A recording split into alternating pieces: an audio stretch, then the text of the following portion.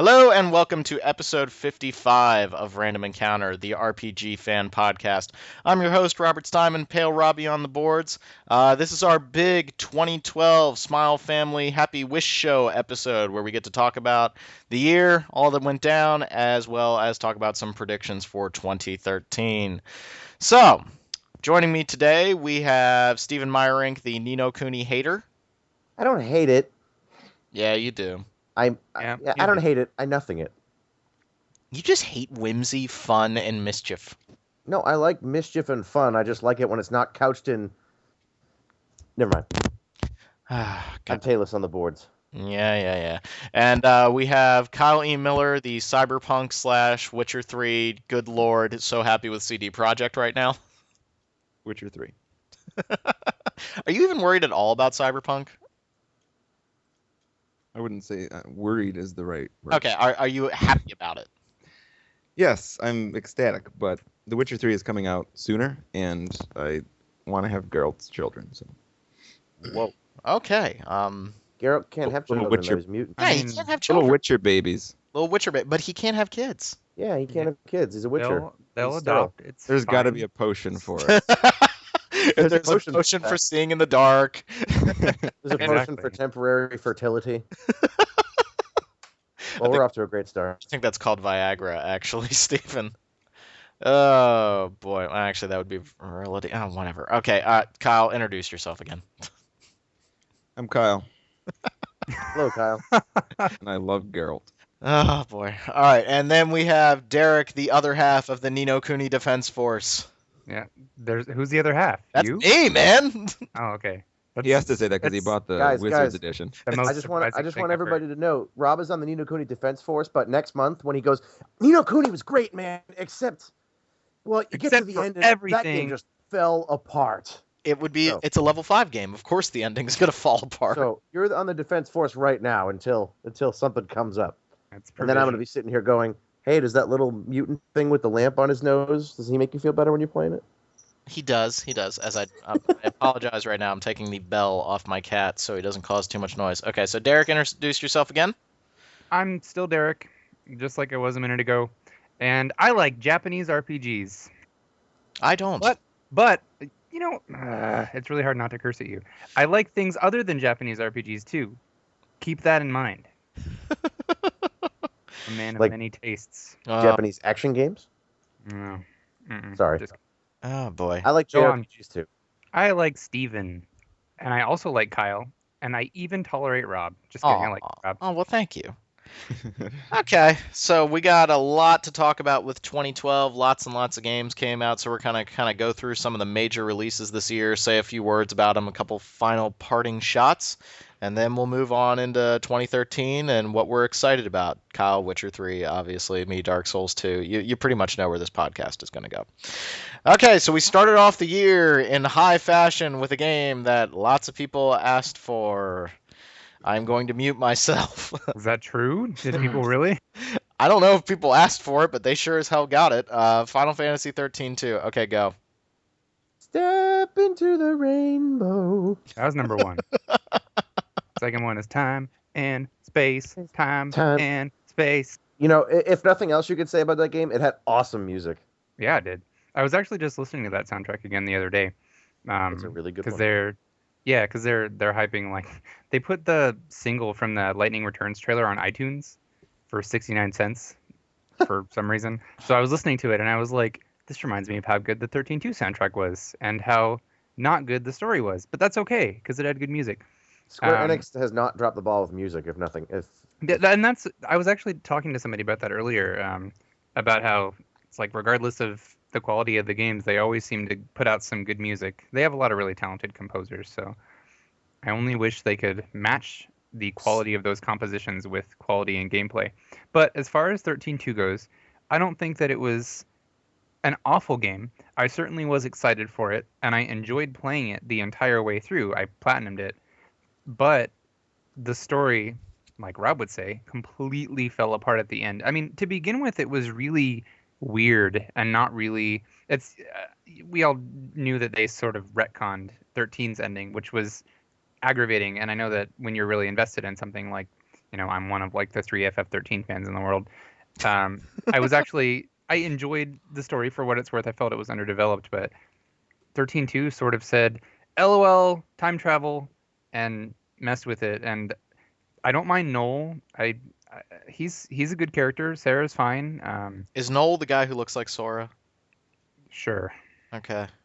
Yeah. Right. They really call him Noel. Yeah. And yeah, it's Noel. It's not Noel. It's Noel. I guess it's supposed to make him a little bit more masculine. I don't know, but I think that was a fun game, and I do think that we did give it the runner-up for best traditional RPG of the year.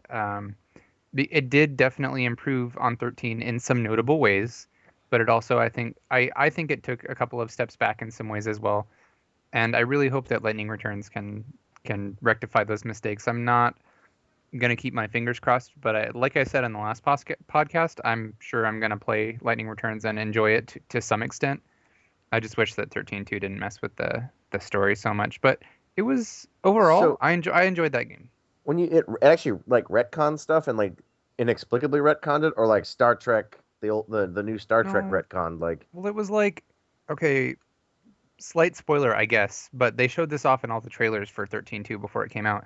So like at the end of 13, it shows Lightning and crew, and Lightning is released from being crystallized, and yay, happily ever after. And then in the opening, I guess it's not the opening, it's like shortly after in 13.2, it shows her supposedly right after she was released from the crystal, it shows her getting sucked into this black vortex of chaos that sent her through time, and now she's a warrior of the goddess Etro, who, if you read all of the data log kind of stuff, you knew that Etro existed in 13, but they never mentioned Etro by name at all.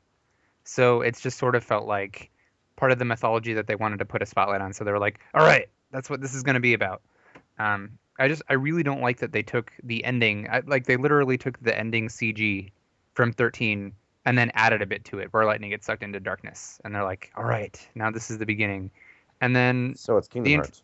yeah, yes. And the entire thing is time traveling. So, of course, time travel. Do you meet Winnie the Pooh? Is there any good stuff in the game? Pooh, and you go into Atlantica and you dance with Ariel, and no, you don't do any of that. Do you get to have any fishy fun? No fishy. Oh, that song is stuck in my head. I did that to myself. Wow. But there's no. You know what? fishy. At least Kingdom Hearts 2 is nice enough to have stuff like that. Nowadays, they're just like, yo, dog, I heard you like combat, and never mind, we'll get to that. Oh, yeah, we have to talk about Dream Drop Distance. That's not in our list. Oh, boy. I wish So- we did, but we do have to talk about that. So, Derek, overall, I mean, I'm not going to sit here and attack 13.2. I didn't play it. I played the demo, and I fought a hand, and I was just like, this is incoherent nonsense, and I don't care. But, like, would you say that you liked 13.2 more than 13, or is it just like there were aspects that were better? Like, how is this game going to go down? That's really hard to say. I think that they both succeeded and failed in different ways. I think that they got rid of that stifling linearity, but they also just totally screwed the story.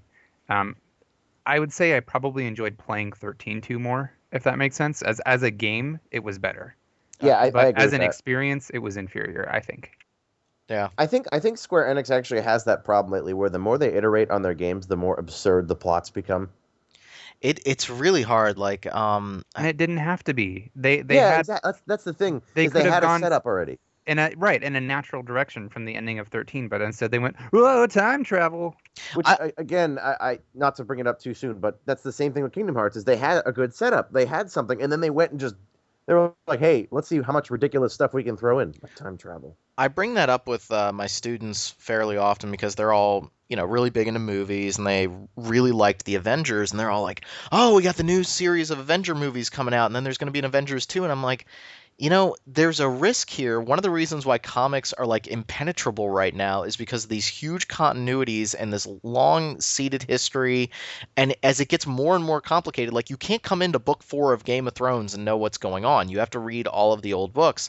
And as like Kingdom Hearts gets more and more incoherent, and now Final Fantasy 13 gets more and more incoherent. Like, I have no desire to even jump into any of these games, even if I'm interested in the combat systems, because I have to play the other games that I didn't like at all in order to understand the story. I mean, if it makes you feel any better, even if you played the other games, you still wouldn't understand Dream Drop Distance. That's true. That's true. Yep. So I don't want to spend too much time on 13.2. I feel like we could do another whole podcast to that. So not trying to sell it short, but it did come out.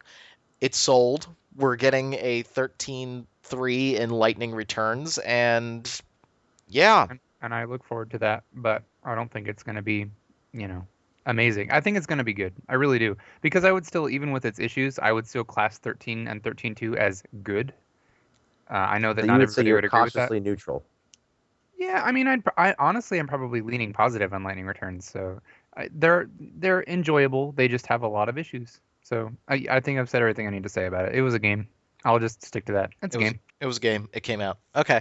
So moving on. We got Devil Survivor. Yep. Go. 2. Oh, Devil Survivor 2. My fault. It was more Devil Survivor. It had a pretty neat story, although admittedly I haven't finished it. But did it pick up from Devil Survivor 1? No. Okay. And I think it was good. The gameplay was good, but it felt really samey to me. Like it really didn't feel like much had changed. That's actually why I have not played it, because it seems very similar. It's really almost identical, to the point where the 3 main characters, you have a silent main hero with untapped potential, and then his 2 friends are just gender-bended versions of the characters from the first game. Like before, you had Atsuro, the hacker guy that's smart, and then Yuzu, the ditzy chick, and then now you have smart strong girl Io and Daichi, who's like a loaf around dummy, but he's layabouts. Yeah, it's hard to not use curse words. I'm sorry. I know, Derek. I know you're doing fine. I curse at everything. But yeah, I think that was it's really similar. I think some people took issue with the fact that it has a little bit more of a relaxed atmosphere. I mean, Japan is still under attack and it's like a cataclysm, but in Devil Survivor 1, one of the most unique things about it is that you're in a Tokyo lockdown and there are demons and angels and they're nowhere safe and everything's terrifying. And then in Devil Survivor 2, you join this organization really early on that's fighting the invaders. So there's like a secret base and everything. I think that's one of my least favorite tropes in an RPG is some horrible thing is happening, so now let's join the group of freedom fighters fighting against it. I hate that trope, because then it's like we have to go out on a mission. I still like the idea we talked about on a former podcast about a previous podcast about being evil. I want to play a game where I am the evil empire and I'm going around snuffing out the rebels. Yeah, well, you can't do that in Devil Survivor, which obviously, but you can in Devil Survivor 1 and 2. You can definitely take a chaotic route, and like in Devil Survivor 1, I know that you can side with demons and become Lord of Demons. I don't know the specifics, but it's like that again in 2. I also didn't beat 2. I got most of the way through it. I'd say probably 2/3 of the way.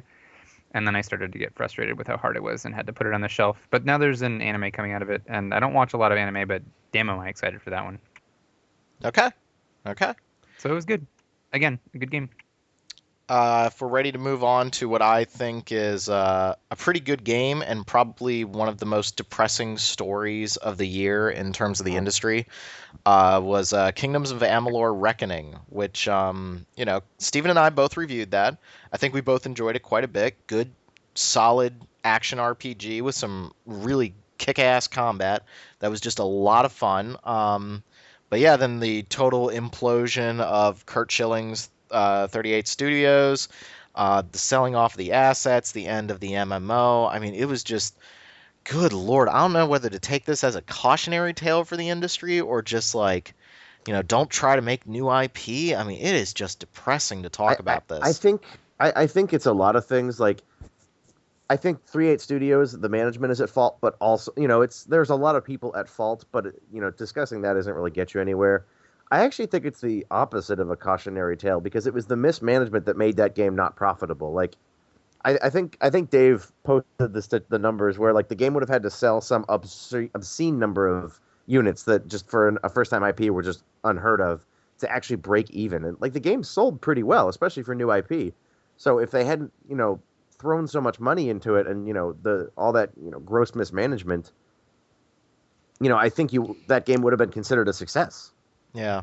Yeah, it's like overreaching your bounds. I mean, you have to keep things in perspective when you're coming up with the sales numbers that you need to achieve. And the fact is that new IPs can sometimes break through and really surprise people, but you have to establish something, and you have to start a grassroots effort. You have to get people interested in your title. And then when the sequels come out, that's where you make your money, because now you have an ingrained culture of people that want to play those games.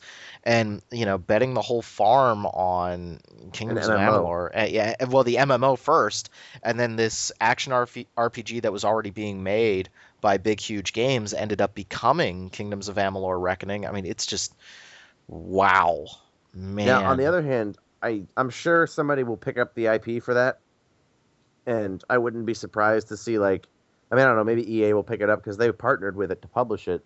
And I mean, it's sold well enough that I'm sure they could see value in developing a sequel.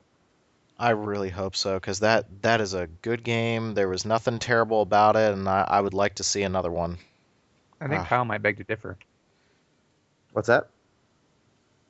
You said I might beg to differ. Well, you didn't like it nearly as much as we did, Kyle, and I can see why. There were some generic qualities to that game. Yeah, I can definitely see why you guys like it, but it's definitely not my thing. It's way too hack and slashy, and it doesn't have much of a personality for me. That is one reason why I kept it off my top 5 games. Like I was remembering how much fun I had with it, but I'll be honest, Kyle, I can't remember a damn thing I did in that game. I actually had to. I started replaying it, and I actually said to myself, "What was the story in this game?" Yeah, I couldn't remember the name of anything, and I was like, "Wait, I died or something?" And, wow, I played this. It is one of those games that seems to just kind of vanish from the gamer collective unconscious. Because, for a while you saw a bunch of positive reviews and stuff, and then nothing after that. And now that, Game of the Years, I haven't seen it anywhere. Yeah, and people were talking about it was like a revelation. A lot of people jumped on it as way more fun than Skyrim. I think Skyrim has a better personality, but I think I enjoyed playing Amalur more. So it's tough, but yeah, Kyle hit the nail on the head. I mean, they spent all this money getting R.A. Salvatore to make their world and all their lore, and I can't remember any of it. Well, I mean, let's be honest. R.A. Salvatore, I mean, he pioneered the generic fantasy. I mean, it's generic because he made it so popular. Are you talking smack on Drizzt? I mean, Geralt? I mean, Drizzt? No, I mean, really. Actually, Elric is the original Geralt. All right. Somebody brought their nerd pants today. But that's the thing is, I said, okay, this is going to be detailed, but it's R.A. Salvatore. I go, it's going to be generic fantasy. So, for me, I think Skyrim is pretty darn generic too. So, I mean, I find them both about equally as memorable. I just like snow better than forests. You mean you like snow better than forests? Not snow, the character, actual snow, like snow environments. No, I think I can remember. I found the world in Skyrim more memorable only because I like snow better. I can't remember a single town. Oh wait, I remembered Whiterun. Never mind. So I remembered one, but. I feel like Skyrim, I was like, all right, the joy of exploration has worn off. Now it's like, all right, now I'm left with a bad combat system, a stupid story, and really, really bad side quests. No, I mean, even the gameplay in Amalur, it did get repetitive. Especially the last section, that was tough to get through. Actually, yeah, God, Alabastra, the end of that long slog. Yeah. I that is probably my favorite thing that I ever wrote in a review, where I was just like, you're running through the enemy's evil backyard and you have no idea why, and you're just fighting thousands of enemies and you don't care. That game hit a really good rhythm when you were out questing and talking to people and then a little bit of action, but when it just became that pure combat system, it did get really boring. But I don't want to sound down on a game. That was a good first step. It is. It feels like a first game. Yeah. And I think they could have taken it to a good place. I would agree. It's not every day that you get a Dishonored, a game that feels like it's almost the 1.5 or second attempt at a game.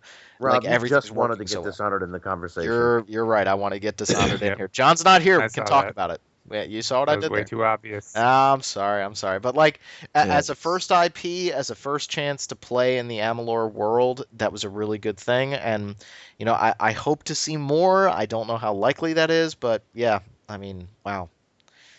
So we could spend all day talking about Amalur when we could actually be spending way more time talking about Mass Effect 3. And oh my God. We got lawsuits, we got FCC filings, we got, demands for a recut ending. We got a And recut ending. Don't forget, today one of the writers actually stepped away from the community site altogether because of how toxic the conversation has become. And I agree. Like, I was pretty angry at first, but at this point, there's really nothing BioWare can do without something awful and 4chan and the internet exploding and just declaring that they are literally Hitler. Like, they're not like kind of like Hitler. They are literally, as far as the internet is concerned, everyone at BioWare is Hitler.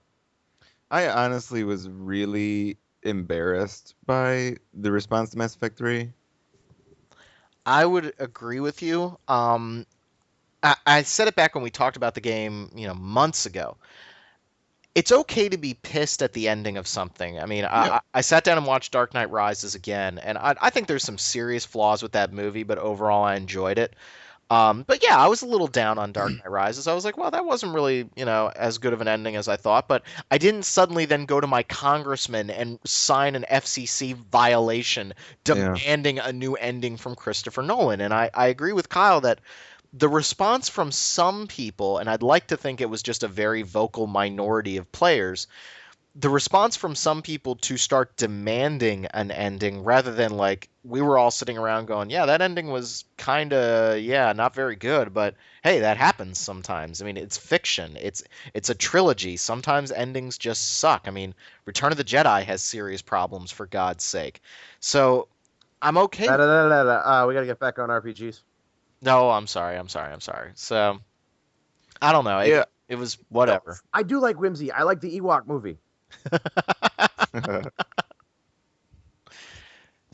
Kyle, you sounded like you wanted to get more anyway. point in there.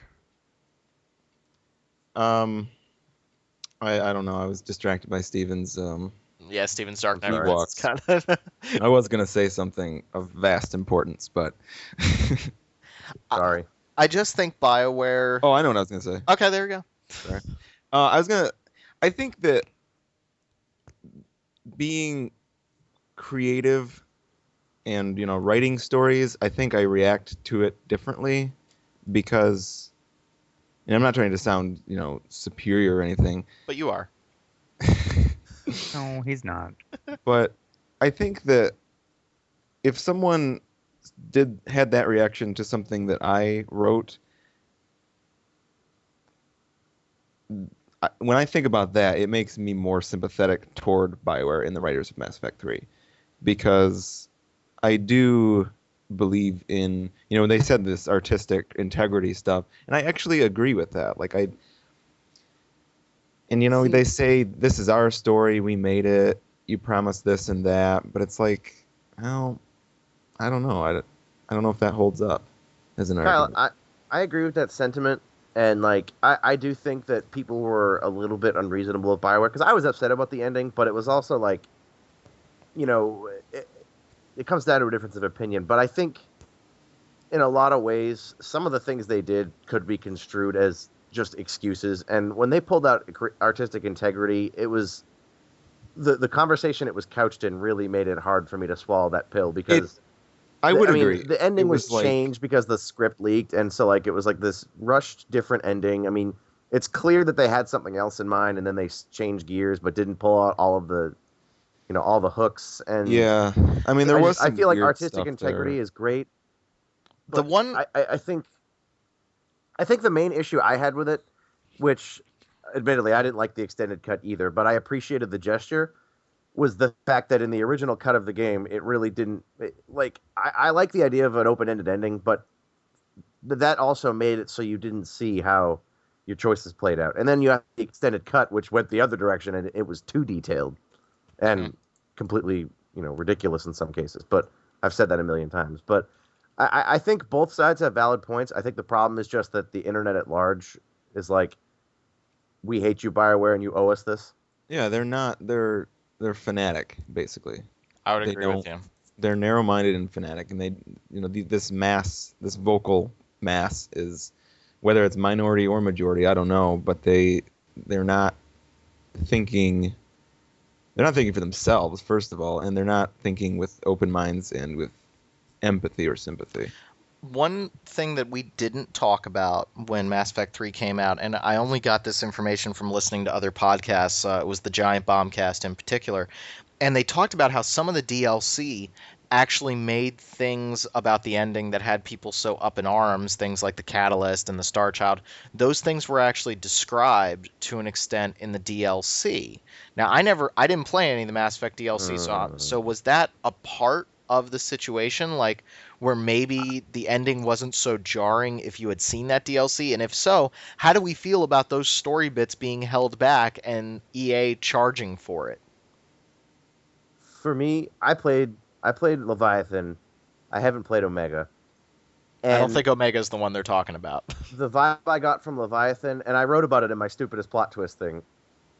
All I got from Omega was someone going, "Oh crap, let's justify the ending some more." So they like retconned a really, really ridiculous plot point in to validate the ending, which I appreciate the consistency it adds, but it's absurd if you actually read out what the plot thing that they added was. It's so nonsensical that it's like they didn't even think about it. Like they didn't step back and go, "Oh, we're suggesting that I don't want to. It's still too new. I don't want to spoil it, but yeah, I wrote about it on the plot twist thing. It's incredibly stupid. But yes, it does. I haven't. It does add. It explains the ending a little more. Like it introduces you to concepts, but the whole thing smacks of just justification. Yeah. I actually have not played any of the DLC, including the extended cut, just because I don't know. I generally don't play DLC. And I just like to keep it simple, I guess. I have a real problem though if that was part of the story that maybe would have Yeah. softened the blow. I've talked about this before. I really don't like DLC being held back. Without bringing up one of my favorite games of all time, I think the DLC that they did in a certain game was a real good way of adding more to the universe, and it doesn't The Witcher feel. 2? Well, I would put The Witcher 2 in Actually, there. that was a fantastic piece. And the fact that they don't charge you for that stuff, like, Yeah, that's thank what you, gets me CD into- Projekt. I love you They're people. incredible. Like, yeah, CD Projekt and Xseed sit on a pedestal above everybody else. I'd put Atlas up there. I'd put Atlas pretty high up there. They're Yeah, I would pretty too. good Actually, guys. Atlas is pretty awesome too. Yeah, but like just the idea of you have to pay in order to see the rest of this. Like, I'm pissed I didn't have Javik in my Mass Effect 3. Everybody says Javik was freaking awesome. I didn't get him, and I thought he couldn't sucked. get him. Like, oh, you thought he sucked? Oh, No, I mean I heard that he sucked somewhere. I As, thought as a character, I thought he added a lot of interesting stuff to the story, but as like a mission, it was stupid. It was Yeah, like, the hey, mission was open a bad, box but- and shoot some people. you were getting him as a character and this idea of having a Prothean in your party. So I think where I want to leave Mass Effect 3, and it's my hope that as we learn more about Dragon Age 3 this year, I think what I want to see out of I know I'm scared too, but I think what I want to see out of BioWare is you need to listen to some of the criticism. When I hear that BioWare's lead writer is pulling themselves out of the community, is no longer going to listen, I sympathize because, yeah, going through forums can be really tough. Like, when I read somebody bashing me on occasion, like that hurts. Like, especially if if it's undeserved, according to me. I mean, granted, I deserve a lot of the grief that I get around here, but that can be really painful, especially when that's something that you created. I mean, Oh yeah. I'm not a writer, but I know where Kyle is sitting there. I mean, if I hear a student say, "Oh, Steinman's a bad teacher," like that hurts. Like I don't like to hear that. And I think too, like again, like I said, I'm not a fan of where the plot went. I'm really not. I hate the ending, and I think that they did have a lot of missteps as a company. But on the other hand, even having that position, I feel like that their fans are just like all the articles have described that guy who bounced out as calling the community toxic. That's the best word for it. I mean, Yeah. there's nothing that they can do. People just come off as, and again, I coming from a place of I'm not happy with what they did. People are coming off as like overprivileged and just demanding things from these people that just make them sound like petulant children. I would agree. But I think BioWare BioWare also needs to listen to their fans, though, and make sure that they are. At the end of the day, these games are meant to be sold. They're meant to be products that sell to consumers. And if you told me what the ending to Dragon Age 2 was going to be, for example, I might not even have played that game. I might have been like, what? Yeah, I don't want to play that. That's not why I play Dragon Age. That's not what I'm into. If you tell me, for example, that Final Fantasy is going to go from being a traditional role-playing game where you're in an overworld and you're solving side quests and you're leveling up characters and you're going to turn it into a corridor shooter with a freaking football skill system of pass, defense, and offense and all that crap, I don't want to play it. So Hey, I see what you did there, Rob. you see what I did there? I'm not going to play that game. And that doesn't mean that it's bad, but that means that I'm not interested in it. If there is a core group of players that want to play that game, however, then yeah, they're free to market it. But I think BioWare, what used to mean, what people used to describe as a BioWare RPG and having choices and being able to impact the story, yeah, you eventually you have to reel that stuff in. They can't have 30,000 endings to Mass Effect, but you still need to invest players. So I would just hope that BioWare with their next couple games, they need to get a little bit of the fan response, maybe not the crazy people, but like see what people want. I think some companies are really good at that. Firaxis just released a great patch for XCOM where they listened to the fan community and people that were already modding the game, and they added things that the modding community was working on. I think that's an awesome thing for the developers to do is like, hey, people said they wanted this. We sat down, we worked on it, and we brought it out. There you go. That's cool. I agree. So, all right, let's move away from Mass Effect 3. It's simply too toxic of an issue, and I don't want to talk about it anymore. Let's talk about a game I know nothing about. Tales of Grace's F. What the hell is that? It's from one of the best JRPG series ever. It's a game. Just kidding. I really like Tales of Grace's F. And Steven, you're a gigantic troll, and you need to stop it.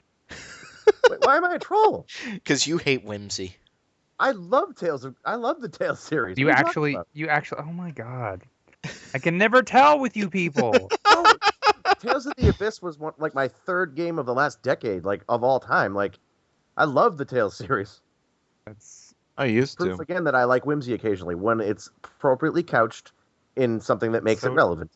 Tales is more appropriate than Studio Ghibli. Yeah, because Tales is all like, hey, funny jokes, honey jokes. Okay, now I actually care when the world is ending because I care about these characters as opposed to like, How can you not care All right. about something with a lamp hanging from its nose? Yeah. I know, Actually, I right? have a bag with little guy on there, and I actually use it for stuff. I got it from TGS. I don't hate Nino Kuni. I'm probably gonna buy it. Okay. No, all you're right. not. You hate it. You- Hatred. It's you all I hate feel. whimsy. I'm gonna believe Steven just this once. I'm just kidding. I always believe you, Steven. Ah, Tales of Grace's F. I played it. Did any of you guys? no. No, but I really, I really do want not. it. Is that on PS3 or? Yep. Yes. It Okay. is. I just So have. it's. Oh, Go sorry. ahead. Go ahead. No, I was just gonna say I used to love the Tales games. I mean, they were definitely among my favorite. But after a certain point, they just Aren't there like 30,000 Tales Well, games?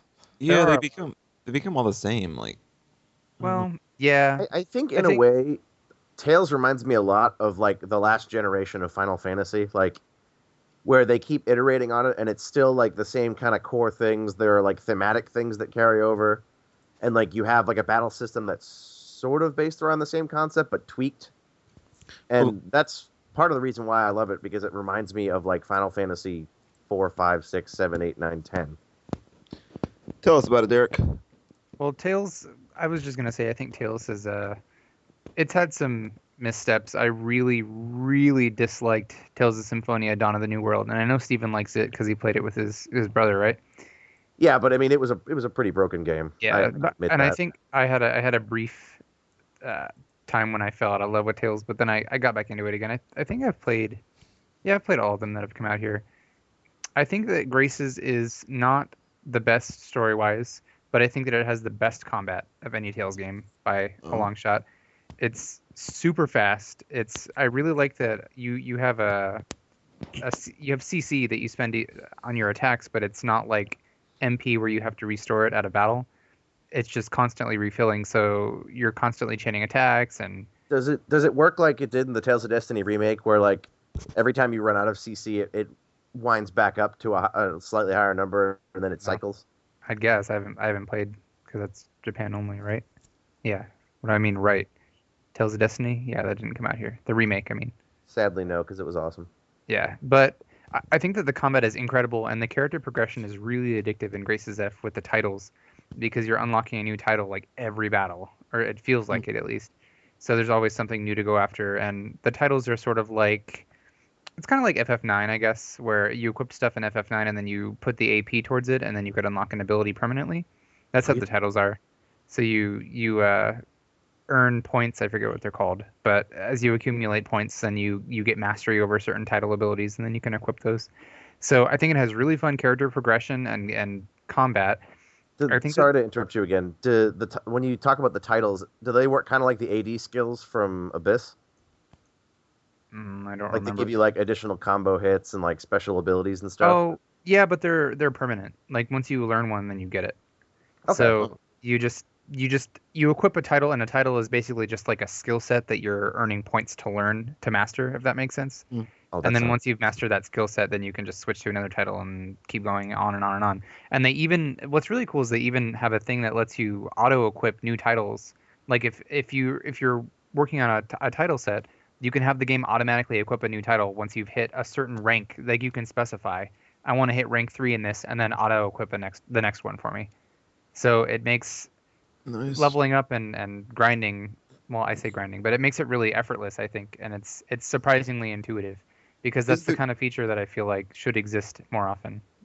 Yeah.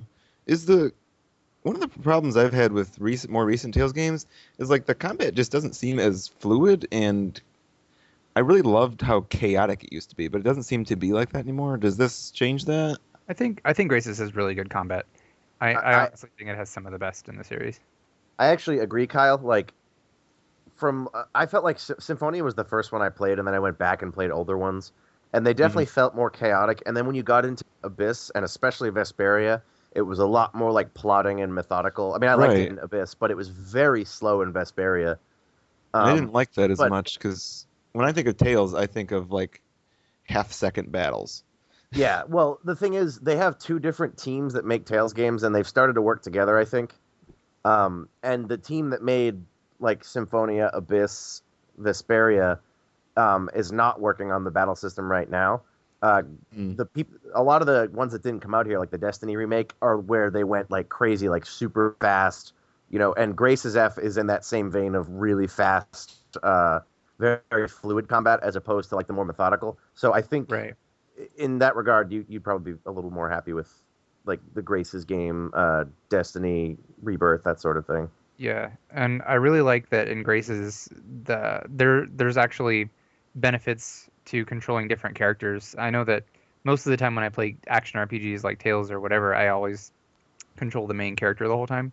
Yeah. Because why not? But in Graces, I switched through everybody constantly because everybody was just so different to play, I felt like. And I ended up playing Malik most of it. And I think I said this in our podcast way at the beginning of last year when we were talking about it.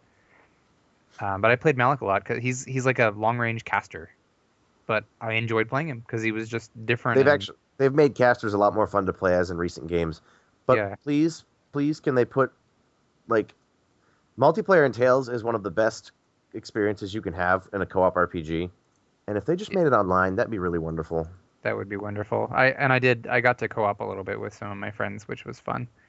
I think Tales of Graces F is really, really good. It doesn't have the best story, and the cast is kind of hit or miss. I know a lot of people like him, a lot of people hate him. I thought it was an okay cast, but typically Tales games are the stories aren't the best part, but the characters are, if that makes sense, like the interactions between the characters. Yeah, Tales of the Abyss had some pretty fantastic characters. So it disappointed me that Graces F didn't have the best cast. Nobody was bad or awful, but they were just a little weaker, and I hope that Xillia is better. I like the designs of the Xillia cast better, so I'm excited for that. I think Tales of Graces F, like everything else I've touched on, was definitely a good game, and if you like Tales, then I would recommend it.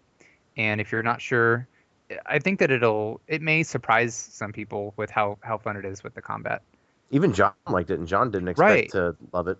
That's what I'm thinking. I keep thinking that. I'm like, well, John really enjoyed the combat in that game. It does have a lengthy opening sequence where you play as kids, and the combat is kind of watered down, but I didn't mind that because when I play RPGs, I don't expect to jump into the action immediately. So I'm okay with world building and exposition as long as it's fairly interesting, and it was okay. But I liked it. Worth playing. Cool. I'm positive today. It's good. I'm sorry, I fell asleep. What were we talking about? Oh my god. Let's talk about know, another I know. JRPG. Now, people say that I should get into Tales games. I think my problem is that, and I know you guys are going to give me a lot of answers right now, but I want to move on. I think I don't know where to start. Like it's intimidating for me to jump into this franchise that has so many games right now, and I'm just like, I don't They're know. all different. It doesn't matter. And everybody will tell you a different one is the best, It's true. They which will. I think is actually the beauty of the series. Yeah. All right, let's move on to a game that we have talked extensively about, so we're not going to talk that much more about. Xenoblade is freaking awesome. There's a reason why you guys voted it Game of the Year, according to our readers. There's a reason it came in second place. It is a damn good game. It's my favorite of the year, even though I technically played it at the end of last year or at the end of 2011 because I played the European version. Damn, I love that game. I know you guys. I'm looking at Steven's little picture here, and I'm seeing that look in his eyes. It looks kind of sad. I like Xenoblade. I just kind of lost interest and stopped playing. I know. Xenoblade did something in the first 5 hours that JRPGs never do that actually blew me away story-wise, though. But it's a spoiler, so I can't say it. No. Right. But it involves a character. Yeah. It's a good game. I really, well, I'd say it's more than a good game. I love Xenoblade. I adored it, but I like it quite a bit too. I don't. To me, it made good on a lot of the promises of like Final Fantasy 12, where it was a really active battle system. It was strategic. It was fun. It felt like I was part of a unit. I really love the interactions between the characters. How like you could go to different points in the environment and the characters would interact with each other, and that made them better together in combat. I thought that was an awesome thing to do, like break down that wall between characters and story and the gameplay. That's So actually, I love that. yeah, that's something that I think that's one of my favorite parts because that's my favorite. One of my favorite things about Final Fantasy IX and Tales games is the skits or the active time events in 9 because it's like it's not really germane to the main story of the game, but it's something you can watch if you want to get more into the characters. And Xenoblade took that one step further where you had those skits, but then it actually affected the gameplay, and that was just such a fantastic twist Yeah. to one of my favorite kind of things that they do in some JRPGs. Yep, we all liked it quite a bit. I think we've given Xenoblade its due. We've talked quite a lot about it. I'm sure Derek could talk for like 3 more hours about it, but yeah, it's okay. It's really good. it's a good game. Good game. The game that I wanted to pick as the game of the year, but we decided, not quite gamey enough. So there's a The little bit last of story. Nope. Walking Dead. That is, wow, was that an experience? Like, holy crap. I That game especially really like the took me by part- surprise. Especially What like the part did you part where I couldn't save and had to redo the same sequence 5 times. Yes, there were some huge Yeah. technical issues with the game. Some of the action scenes weren't very good, I but think gameplay wise, it's not very good, honestly. I could agree with that. I could agree with that. But in terms of the experience, But yeah, it is an experience. I I don't think think I the- like it quite as much as other people. I didn't cry at the end. I think it has. I think the story itself is a little messy, but it does something. It does some very respectable things. And I know I've written about this that it does some very un-Hollywood things, so to speak. I guess can I give an example? Sort of spoiler. yeah, just avoid won't some of like mention avoid some of the big ones from like episode 3 and especially Yeah, I won't episode mention any 5. names either, Yeah. but there's a particular character who says repeatedly, he's kind of a reject character, and he says repeatedly that he's going to prove himself before the end. And he dies without doing anything. Yeah, I did love that.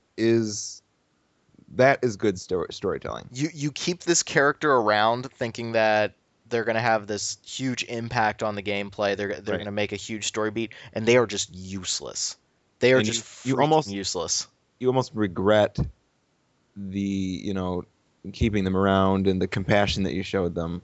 I mean, on one hand you don't, but on the other it's like they never amounted to anything, They just don't. And they also kind of cheat a little bit in the game because you can't make grand decisions like decisions in the first chapter do not completely revolutionize. It's not like you pick up a Coke can instead of a Pepsi bottle and you end up in Istanbul versus Los Angeles. All Like right, it's not The Witcher 2. yeah, No. it's not The Witcher 2, it's not Front Mission 3, it's not huge sweeping changes, but it is character interactions change, the way characters die changes, the finale sort of has different elements. So what to me Telltale said was, okay, we have this story that we want to tell. We're going to give you these little permutations that make the tale personal for you. Hmm. And I think that worked a lot better. I would not compare this game to Mass Effect. I think that's doing both games a disservice. I compare this game to one of my most hated games of this generation, which is I'm going to bring up Heavy Rain because I think Walking Dead does what Heavy Rain and that dude, I can't even remember his name right now. David Cage. David Cage. I think Walking Dead does what David Cage said Heavy Rain was going to do and what Heavy Rain did. I think Walking Dead makes better on that promise because I cared more about what was going on in that world.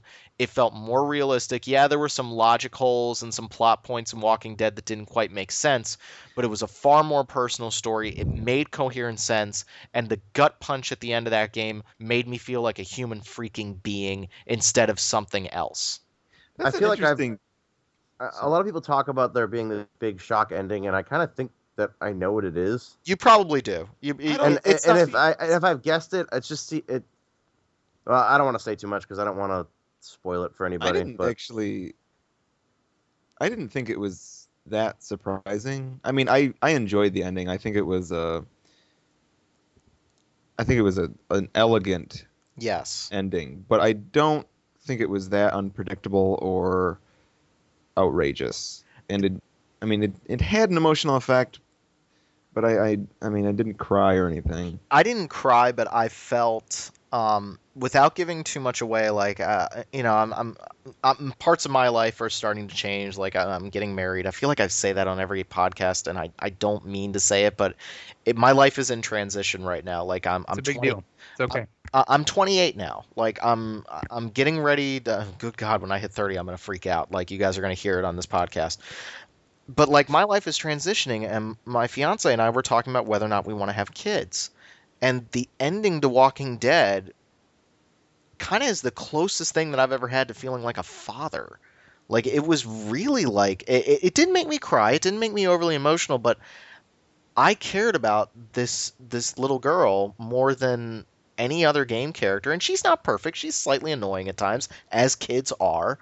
But I had this connection with this character. I felt this surrogate father relationship so much more than the complete insanity that was going on in Heavy Rain and the nonsensical nature of that game. I'm not bringing that up to make fun of it, but David Cage said he wanted you to have an emotional response. I felt emotionally dead the entire time I played Heavy Rain. Meanwhile, Walking Dead, even though I knew I wasn't technically in peril because if I died the game was just going to reload, I still felt something while I was playing that game, and I can't say that very often.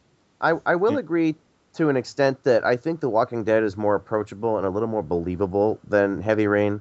Because I liked Heavy Rain. I had my issues with the plot twist or whatever, but like Heavy Rain had a very kind of pretentious, not quite human feel to everybody. Like it was like you were watching a Hollywood movie that just where like people didn't they didn't go through the same logic a regular person does when faced with a crisis. And I feel like that's a success in The Walking Dead is that the writing is there and it's a lot more believable, even if it's flawed. I just felt like they felt more like people. Yeah, I think Heavy Rain is superior gameplay wise. I like what they did there. That. I can see but that. I think story wise, Walking Dead wins it. I also have to say that there has been a lot of everybody thinks like Clementine is the character of the year and everything. No, I would not say that. But I have to say that I mean she's a decent child character, and children are really difficult to depict. But Nanako from Persona 4 is about 10 times better. I agree. I think that's also a result of you having so much more time in Persona 4. I agree with you guys, but I think that's also a result of the nature of those two games. Not just. Well, she is better written. I will say better written, but when you have like 80 hours worth of gameplay, that allows for a little bit better writing. Yeah. I feel like I that's an element screwed of it, myself sure. because somebody posted a spoiler on our threads about Nanako, and I read it by accident, and it made me sad. You hadn't got. Oh my god. Whoa. So I was like, I'm Whoa. never reading anything. I need to get Persona. Yeah, I ended up doing that. We're watching Battlestar right now, and I gave away a couple of who some of the Cylons are, and I was Galactica? like, Oh my god, I love you, Rob. I love well, you. we're on the episode Razor right now. Oh my we're, god. We're at the mid-season finale right now, and I have to wait until she comes back up to Pennsylvania, and I'm like, ah! That's my all-time favorite. I'm really TV liking show. it. I'm really liking it. So moving on, I thought Walking Dead was fantastic. I would love to see a Battlestar Galactica in the style of Walking Dead. You know who I want to see on Battlestar Galactica? Ian McShane, because he makes everything better. I want him to be a captain. Irrelevant, but okay. Okay, no, I actually I think that playing like FTL and buying Sins of a Solar Empire Rebellion made me really want like just that old school like Battlestar feels like it's on a submarine. Like it feels so realistic and so awesome. We could talk about Battlestar all day. Moving on. Sorry. So Walking Dead, really good game. Moving on to Diablo 3. I swear to God, if I read on one more message board or one more disappointing game of the year, somebody mentioned Error 37, an error that only existed for around 2 hours on launch day, I'm gonna flip. I'm so sick of reading about that. Good agree. God, people, suck Especially it. considering that the indie darling Torchlight 2, I couldn't get on multiplayer for the first day. Some people had significant problems with Diablo 3. I want to back up a second. Like Dave Yeager on our site, he was never able to connect to Diablo 3. I don't know what. I'm guessing he has like internet out of Saskatchewan or something like that. I don't know. But like that sucks. And I would argue that, yeah, Blizzard's decision to keep the game online always, there were some negative ramifications with that. But for people to sit there and bring up Error 37 to this day, that just I am so pissed about that. Like everybody kind of forgot about Diablo 3. Nobody really talked about it. Admittedly, it wasn't as good as I thought it was going to be. It has some end game problems that I think are very serious.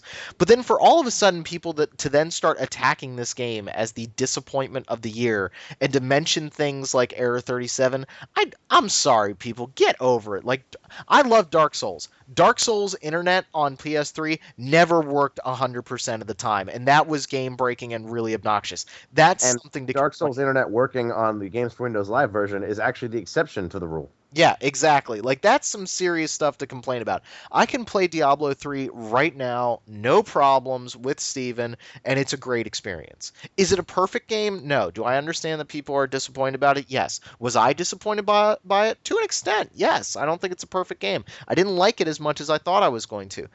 But people just flipping out about this game. All of you that are flipping out about this game, guess what? When the expansion comes out, you're going to buy it. When StarCraft 2 Heart of the Swarm comes out, you're going to buy it. You're going to buy it.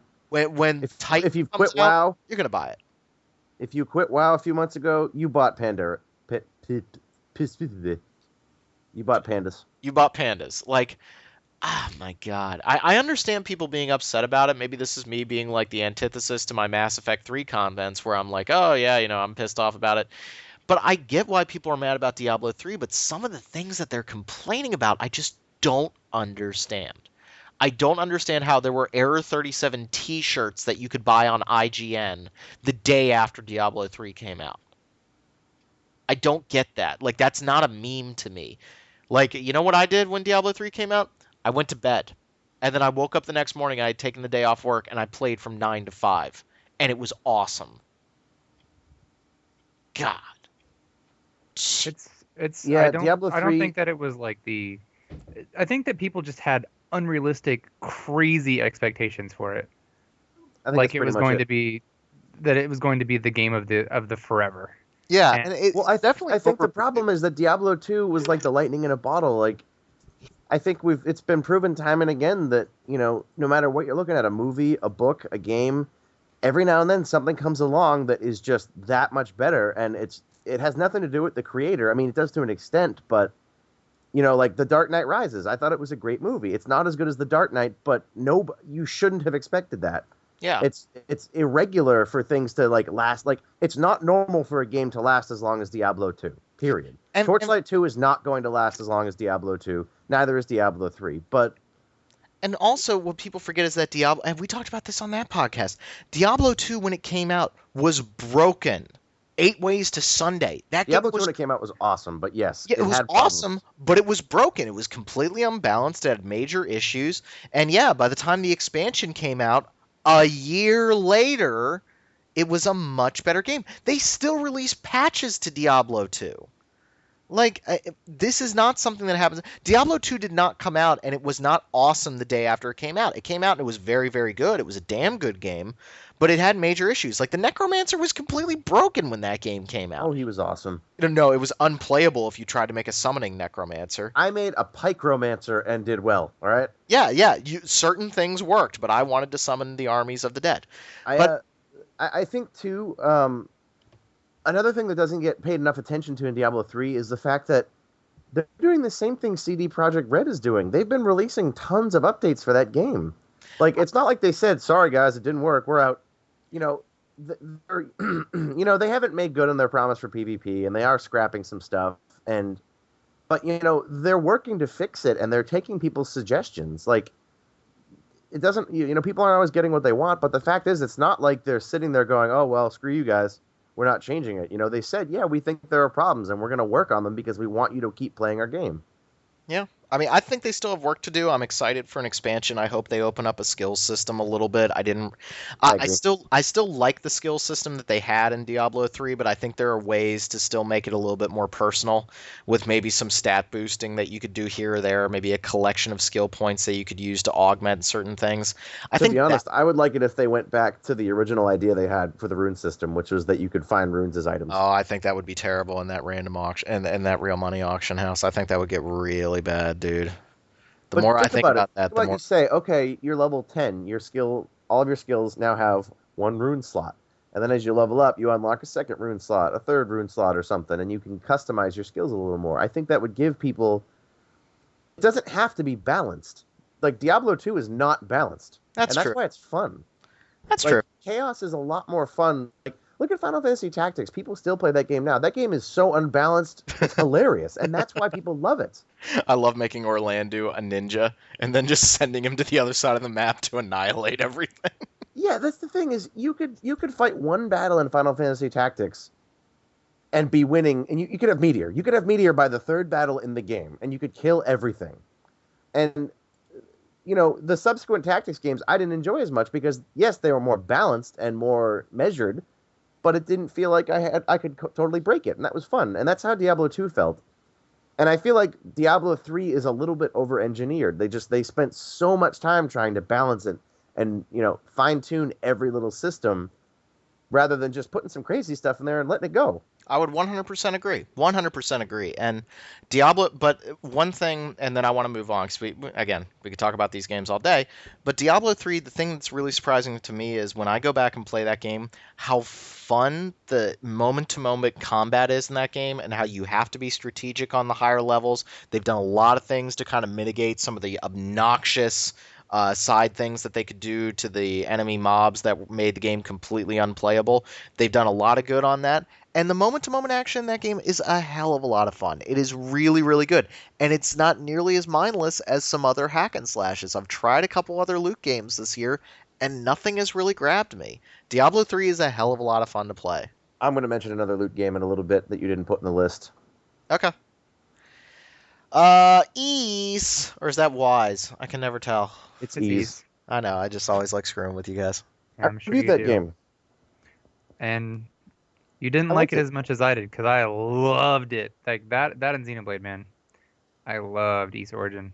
I like the music, but I kind of have a love-hate thing with Falcom's music. I think that their music is great in the game, but I think it's all like save a few popular tracks like Fina and stuff like that. I feel like the serious problem with those is it's just like how many wailing guitars can we jam into this boss theme at once? And it sounds great in the game, but then I'm like I completely forgot that boss theme. Steven, is this the one I watched you play at E3? Yeah. Okay. Like it was fun. It had really like the thing is it didn't attempt to go beyond what its focus was, and I appreciated that. It was a solid action RPG where you run really fast and stab the crap out of stuff or shoot magic at it, which is what I did. This game was also made in 2006 for what it's worth. True. We only just got it now. Thank you, Xseed. Yes, thank you, Exceed. The I price is right, and if you want to play a fun action Yeah, RPG, $20. I would have paid 50 for it gladly. people I did. Yeah, people did in Japan. So I think it came out at a perfect price point. It's got what I really like about it is that it's really distilled. It's really it's concentrated sort of arcadey action RPG goodness. Everything is divided into really manageable chunks. Like obviously there are save points, so you can't just up and turn it off whenever you want, but so it maintains some of that RPG structure. But I really like that each you're going through one continuous dungeon, and that dungeon is separated into different layers, and each layer feels like a level. So if you wanted to, I know I've said that a million times, but if you want to play it just for a little while, it's a perfect goal to set for yourself. Like, all right, I'm gonna sit down and play this, and I'm gonna beat the sand area today, or whatever. Of course, I just powered through that damn game because I loved it. I really like that they give you a reason to play through. There's three characters, and two of them are available at the start, and then the third one becomes available when you beat it once. And you get more And of it that way too. yeah, and well, you get it's Admittedly, the I same didn't like it a lot, but it's the same areas, but the all of the third characters' extra story adds so much. I don't know. Did you beat it with all three characters? Probably not. no, I beat it with all three. Oh, did you really? Okay, I felt like the third character I added had a heard ton. that the third character like actually finished the story. Yeah, it does. And I I really enjoy that game. I love the music. I love how fast it is because we all love RPGs, but RPGs are typically games that require a time commitment. You have to sit down and really get invested a lot. And East Origin starts off with a good amount of dialogue. I don't know, Stephen, I know you were saying that it was a little bit too much for you, but I think once you get past that, you're just getting super fast action, and I really enjoy that. I love how palatable it is, like how you can just sit down and play it a bit, and then that's it. I think that is the case. Like I think if I had cared more about the story, I wouldn't have minded the opening information dump. But like the story felt like such an afterthought in the game. Which it's focused on gameplay. That's cool. I know that about Ys, but I think when you mention how distilled it is, I think it's a blessing and a curse depending on your perspective. Because on the one hand, it means you're always doing something fun. You're always like the game is always right in front of you. It's not like you have to screw off for 6 hours before you can get into a dungeon. But on the other hand, it made it kind of exhausting sometimes because it's like, all right, I finished this dungeon. Next floor. Next floor. All right, I finished this. Next floor. All right, I finished this boss fight. All right, next floor. Okay, another boss fight. And it's That's awesome in terms of, you're constantly doing something, but it never slows down. So it can be like, after a while, I was like, oh my God, I got to take a break. Yeah, I guess that's just the nature of the game, and that's more of a user thing. Yeah, like If it depends really on what you're hoping to get out of it. Like if you want something that's a little more like methodically paced or like something that has like variety in its pacing, I don't think it's quite as successful. But again, that's not its point. The point was to be an insane action RPG, which it was Yeah, be successful I at. think I told you you'd probably enjoy Nayuta no Kiseki because it's like it plays. It's a little bit slower, but it plays similar to an East game, but it's definitely way more plot heavy and world heavy. It's only in Japanese, so I don't. I've Well, I mean, not played a lot of it, and I've played like 4 hours of it, and my Japanese is limited, so I understand what's going on, but I'm not getting the nuance of character development and that kind of stuff. I mean, I can tell, bad guy appears in cloud of black mist, blah blah blah. But I think that's really good, and I think that in a lot of ways, Naruto no Kiseki takes from East games. So I don't think that East Origin is the perfect East game, but I really enjoyed it, and I think that I think a big part of that experience was I was just so excited to have the chance to play it because it came out 6 years ago. I didn't think that we'd get an English version of that, so kudos to Exceed did Exceed for really bringing well it with out that. here. And they brought out the Oath in Felgana, which you told me is better, which I need to play Yeah, it, so I yeah, have you it. probably like it better. I actually really like Ys 7 too. I mean, that came out a couple of years ago, but and Yeah, I heard that most they're Ys all fans don't they're love all that one, good. but I like that one had a little bit of like a town exploration element. I felt like E7 was bloated, which is weird because maybe I just have a different expectation with these games. I still liked E7, but E7 has like 5 towns that it doesn't need, whereas Oath in Felgana has one town and it's perfect because you go back there and that's where you restock and refill. But an Origin was even more streamlined than that. It didn't have any towns. It just had shops at the little save points. So, it's good and bad, but I enjoyed it a lot. I think that a lot of people probably missed it, so I would definitely tell people to go back and play that. It goes on Steam sale every time the Steam sale goes up. You can get it for like $2.50 Yeah. or Anyway. $5 or something. That's all I got to say. All right, let's start banging these things out pretty quick because I want to stop and I've just sneezed 30 times in a row and I feel like crap. So, thank God for the mute button. Guild Wars 2. Pretty good MMO. I really enjoyed what I played of it, but it didn't quite revolutionize things as much as I wanted to, as much as I think they wanted to as well. As much as I wanted them to. I was so excited for that game. There's Did some you good play it, Steven? Yeah, I mean, I played. When the game came out, like when I played it with Rob and John a little bit. I probably put like 20 hours on it, and I just got so bored with it. I mean, it felt like, despite all their efforts to like streamline things and make things feel more organic, they succeeded. But then it just made the game feel meaningless. Like everything is so easy to do that you never have to really invest in the game. It's like, well, I don't have to worry about where I'm doing quests. I'll just roam around and kill stuff. And when you're in a big fight with so many people, the events are great. But then it's like, what I do really doesn't matter in this. So it's like I could just click all my buttons randomly and yay, I win. If I die, somebody will get me up. There are some really good steps forward. I did like the dynamic events, even if they did start to get a little boring. And I agree with Steven that you start to feel like you're not really impacting anything. I really like the way they handle level scaling because that makes it really friendly and it's easy for people to come and join up with your group. I think that that's a great step forward. I love the world design. I think they created a fantastically awesome world. Great art, interesting places to explore. I just think at the end of the day, I don't like traditional MMO combat enough to play that game for any length of serious time. I don't. They did some things to make it a little bit more interactive, but it is still a lot of 1-1-1-1-1-1-1-1-1 and 2-2-1-1-1-1-1-2. Yeah, and that's disappointing because I think they made some moves in the right direction, but they didn't go full enough. And I think they suffered because of that. So, I think the bottom line Elder is Scrolls Online will revolutionize it. You think it will, or you don't think it will? I just said maybe it will. I don't think so. But. Let me put forth my prediction. One of my predictions of 2013 right there. So since you already pointed it out, that game ain't coming out this year. No. No, because I think they got to figure out how the hell they're going to price that game. Because if Star Wars failed. What chance does an MMO Elder Scrolls game have? And when you're marketing that to the PC crowd and not the console market, where that's where you're making your money right now, is with console development. Yeah, I don't think that game's coming out this year. But yeah, Guild Wars 2. I mean, it does some really good things. I want to see some expansions that, I think it's going to be around for a while, so I want to see what the expansions, if they maybe make the combat a little bit more interesting, and if they give me more of a reason to play it. Because it did, like, the first 5 or 6 areas that you complete 100% are really cool, and then you realize that's pretty much what you're going to do in every one.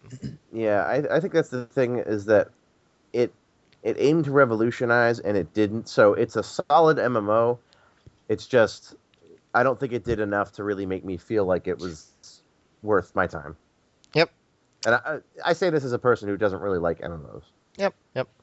I have down here Hipster Diablo, so that must mean Torchlight 2. Torchlight 2. If you hated Diablo 3, you were probably excited for Torchlight 2. Or maybe not. Maybe you like them both. No, I don't like them both. Torchlight 2. A much more open-ended game than Diablo 3. That's you being nice.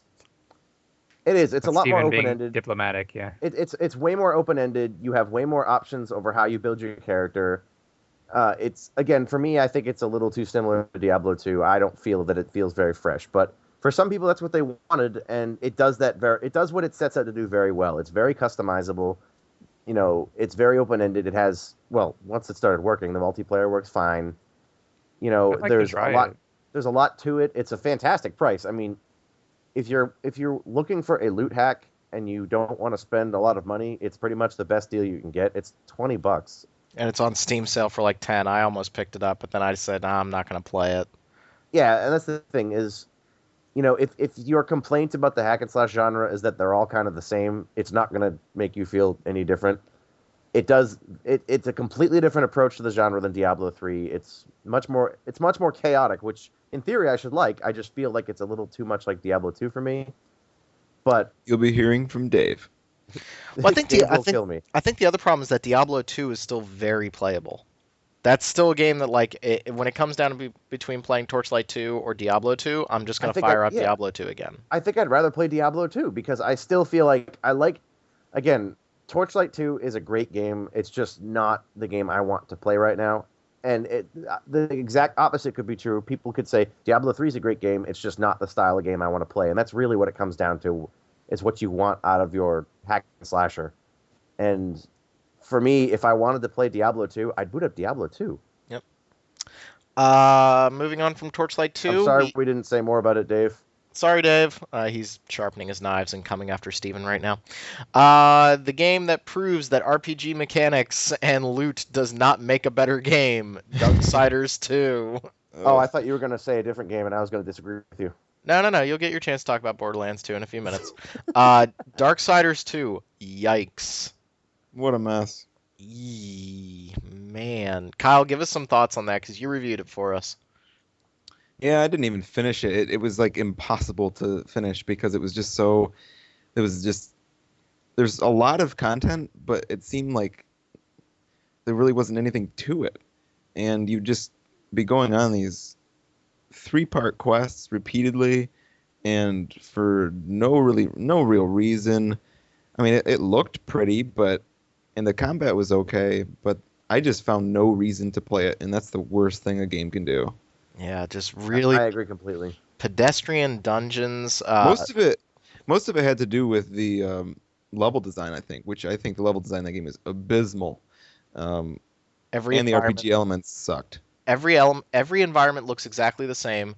You have these huge overworlds with nothing to do in them. Yeah, nothing in them. Awful side quests, and they'll give you the side quest, and you can't even complete it yet. The game doesn't tell you that you don't have the tool or item to go about doing it. Just the worst kind of RPG mechanics where, yes, this level 10 enemy cannot be killed by your level 5 death, so don't even try. Just... Ugh. And the multitude of glitches. I love it when a game comes out on PC, and for the first 3 weeks that it's out, I can't play it. It can melt your PC. Yeah, it can melt your PC because the vertical sync doesn't work, and my graphics card is getting up to 95 degrees. Thank you very much. That's awesome. That game just... Yikes. Real proof that you can't just throw RPG elements and hope to make a better game. I think, we see RPG elements permeating most games these days. You have some kind of level up system, but just because you give me a loot system, just because you give me skill choices, you still have to make that stuff interesting. And this game just felt like it was made by committee. You had some guys working on the RPG mechanics, some guys working on the puzzle mechanics. It's really similar to Assassin's Creed 3 in a lot of ways to me, where it just feels like too many chefs were in the kitchen and this thing got lost and people forgot why they were making it. Yikes. I think design by committee is exactly the problem. I feel like this game was probably the victim of some development pressure from THQ. Yep. And once again, proof that the best Zelda game, because I would still say that Darksiders 2 is trying to ape that Zelda cred, the best Zelda game made in the past 15 years was a little game called Okami. Yeah, you stole that quote from me. I know, and it was an awesome quote. I appreciate that, Kyle. Kyle, you need to understand, you're the writer, but I'm the one that steals the writer's work, and I get the credit for it. I don't like the sound of that. I know, right? I'll see you later. I know. But yeah, Darksiders 2. Yeah. Moving on to an indie title, Lone Survivor. This was a game that I really wanted to like more than I actually did, but I just got really frustrated with the map system. Kyle, tell us a little bit about Lone Survivor. It's the Kyle show now. It's one of those games that, and this year has been great for graphic adventures. And Steven indie games in general. Good Lord, FTL, Mark of the Ninja, go play these games. Wow. But the one that stuck out the most to me was Lone Survivor, aside from Walking Dead, but that's a little different. And Lone Survivor is one of those games that's just, there's so much behind the curtain, and I love that. I love that in Dark Souls. I love that in Crimson Shroud, which was recently our game of December 2012. and that I don't like it in every game, but that's definitely one of my things that will make me like a game much more. And Lone Survivor does it really well. Just these really subtle choices, and the consequences are just as subtle. But it ends up being. I mean, I played it twice. It's a really short game, but I played it twice, and it's also just kind of. I don't know. It's not as pretentious as some of the other indie games. I think some people would argue that it is, but I think it has more heart, I guess. I agree with you completely. It's the best Silent Hill game released in the past 5 Yeah. years. I really liked it. I think what really, I know I'm very picky about my gameplay mechanics, but I got really tired of coming out of rooms and not knowing. Since it's a 2D game and you're like in these environments in a 2D plane, you would come out of Yeah. rooms and not know which way was left on the map sometimes. Right. I never figured it out. Like I messed it up every single time, I think. And to make matters so much worse, the game has a hunger system in it. So you are fighting against the clock, and it kind of felt that can feel like a really good element in a lot of games. I think Amnesia does a really good job of that, and they constantly give you the ability in Amnesia, another survival horror game, to keep moving forward and never screw yourself completely. But just the stress of having the hunger meter and needing to get sleep in Lone Survivor combined with the not knowing which exact direction I was going, it made it a very unpleasant experience for me to play. But one of the cool things about it is that you didn't necessarily have to eat. You didn't have to eat well, and you didn't always have to sleep. I mean, it would have effects, but like you could still beat the game and, not get those things all the time. Yeah, that's true. That's true. And I that want to was- try it again. I want to give it another shot. So I liked it. I definitely liked what I played. I think the indie game scene this year was very, very positive. Lots and lots of really good things were released. When we get the Steam Summer Sale going on, if there's any indie title that you were thinking about, I think it's a great opportunity to pick them up. I said it just a couple minutes ago, but I have to reiterate. Mark of the Ninja was one of the best stealth games I've ever played. That game is freaking awesome. And FTL, I want a full game like FTL. And you Mass Effect guys that are listening right now, Not an RPG. no. Sorry. I channel John here.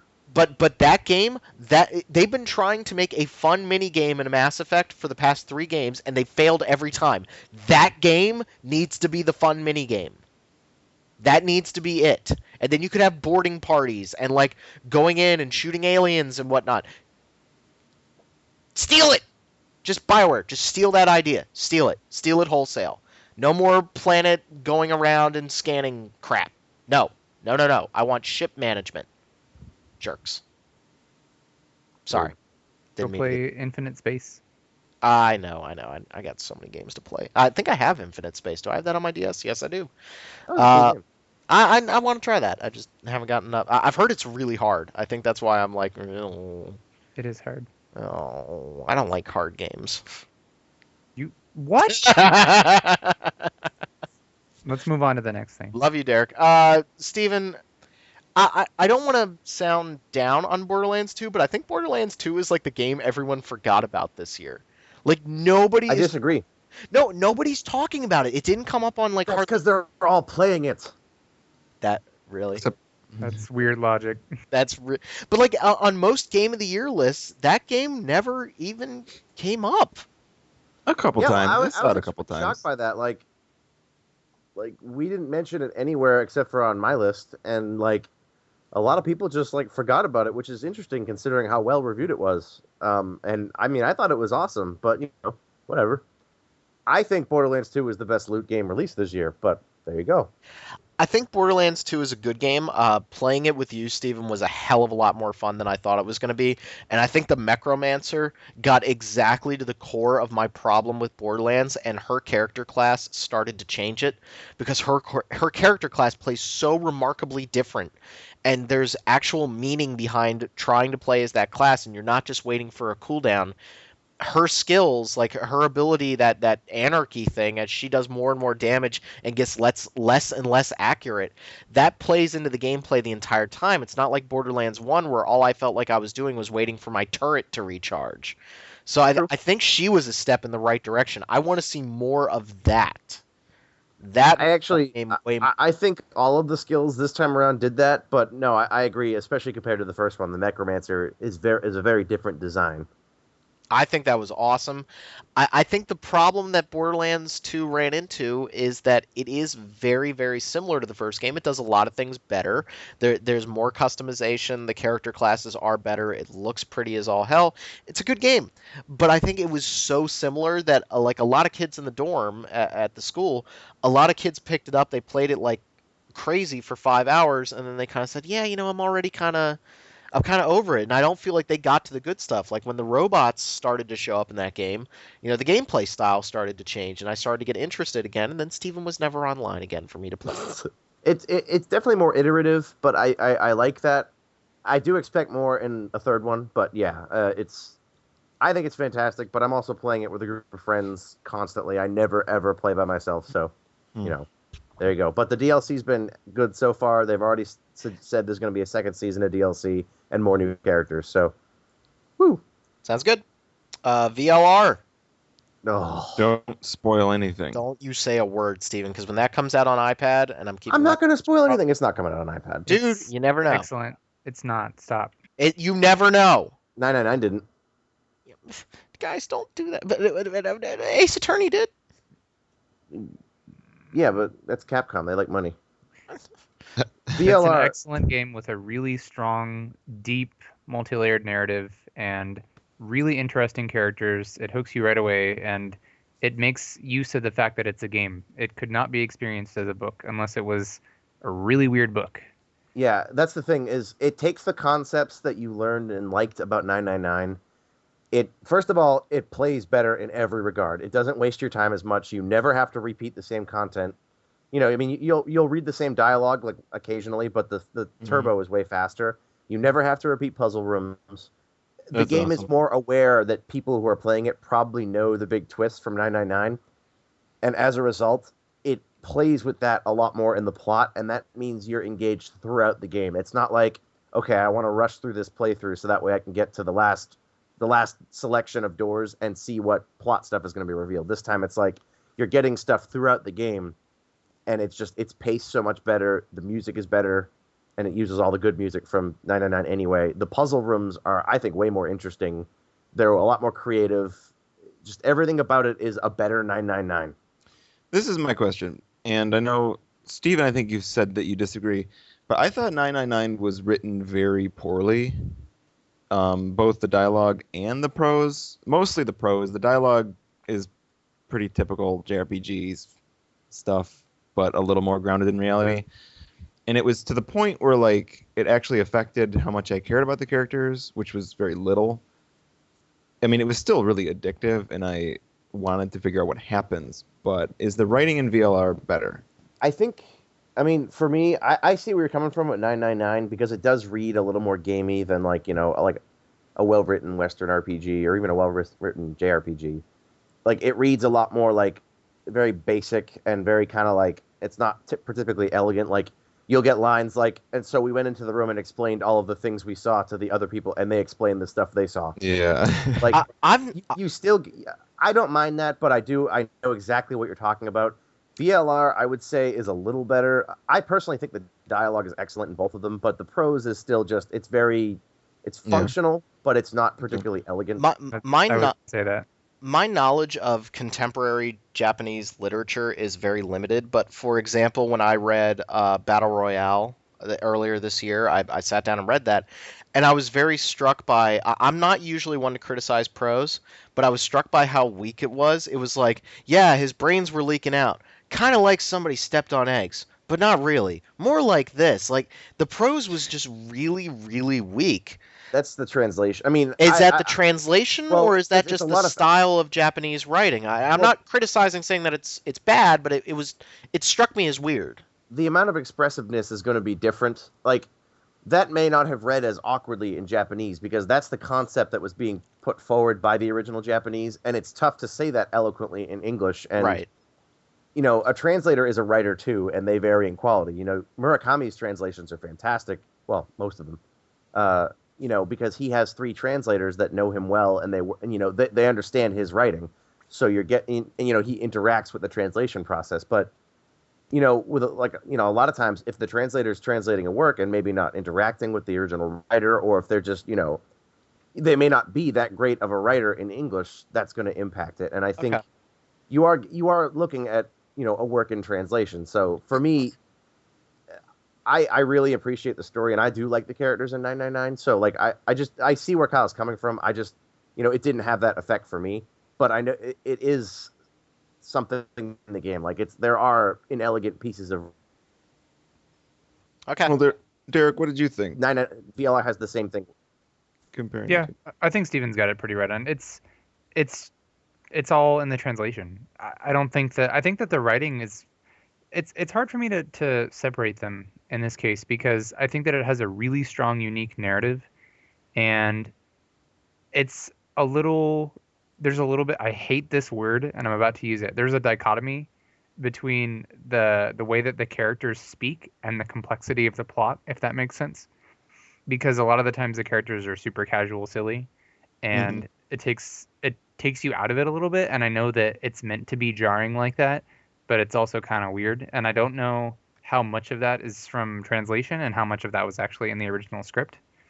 Okay. So I don't think that it's badly written, but I think that it's not as elegant as it could be. I like it though. Cool. I'm gonna All play it. For sure. All right. For the love of God, please put it on iPad. Please. It's a good way to describe it, Xenogears. Oh, well, that made me not want to play it, and I love 999. No, it's not. I'm talking about the writing. The writing in Xenogears is abysmal, but the story is good. Okay. I want to get this podcast wrapped up. So, last game. My only question about Persona 4 The Golden. If we had allowed this to be voted for Game of the Year, would it have won? I don't know. It's I probably would have voted for it. one of the best games I've ever played, and I've said that multiple times, but it's also a game that I played in 2008. It's a really, really enhanced version of it, but it's a game I've already played. If this was a brand new game and I had never played it before, then yes, absolutely Game of the Year. So in a vacuum, play it. yes, but in reality, probably not. Yeah, it's incredible. There's really nothing about it I dislike, but it is, an enhanced. I don't It had want to its say moment in the remake. sun. That Yeah, is- it's incredible though. That's probably the last really special JRPG that I played, where I sat down over the course of almost 2 months and played that game. And I almost played it like I was living it school-wise, where I would only play a few days at a time and then stop and maybe take a couple days off and come back to it. And that was just a really special game. Really, God, please announce Persona 5 sometime in the near future. And please don't put it on a handheld. I want it to be a big console JRPG. I'm I sorry. want to be on a handheld, sir. I wanna know. I want to see it in a similar engine to Catherine. Oh my god, that's Yeah. why I'm not disappointed by Shin Megami Tensei 4. I'm excited for it. But imagine how cool that game would have been if it was in the freaking Catherine engine. That art style looked No. gorgeous. in That's that my engine. argument for Nino Kuni. That's why I'm so excited for Nino Kuni, because we don't have a lot of big budget console JRPGs coming out right now. That's what I want. Oh, I'm sorry. We have Lightning Returns coming out. I'm I sorry. agree. No, I forgot about that one. I want to see more big budget JRPGs too. Believe me. Okay, so at the end of the show, we all get to look like idiots a year from now. Let's all make some predictions. Who goes first? I put forth my MMO Elder Scrolls not making it this year. I don't think it will. Also, Fallout 4 will be announced at E3. That's easy. That's easy right now, especially with the news that the Three Dog actor is talking about it right now. Probably, yeah. Yeah, we're getting another one. I don't know if it's much of a prediction, but I'm hoping for a lot of things to happen. I'm hoping for localization announcements for a lot of games, like Shin Megami Tensei 4, Bravely Default, Final Fantasy Type 0, any Kiseki games, please God, please. Ooh. I got another. And I think finish up, Derek. I think it's kind of a, I don't know if you'd call it a prediction, but hey, ferret, stop that. One of my ferrets just had an itchy attack. He's going to keep going. Anyway, I think that Final Fantasy XIV is going to be surprisingly good. And I think that a lot of people, because everybody's completely dismissed it already. And I continue to follow it almost obsessively, sure. But hey, stop. What did I say? Sorry. Ferrets, man. I've been following it a lot, and I see such a drastic improvement, and I also think that it just looks like a really high quality, high budget game, and it I don't know.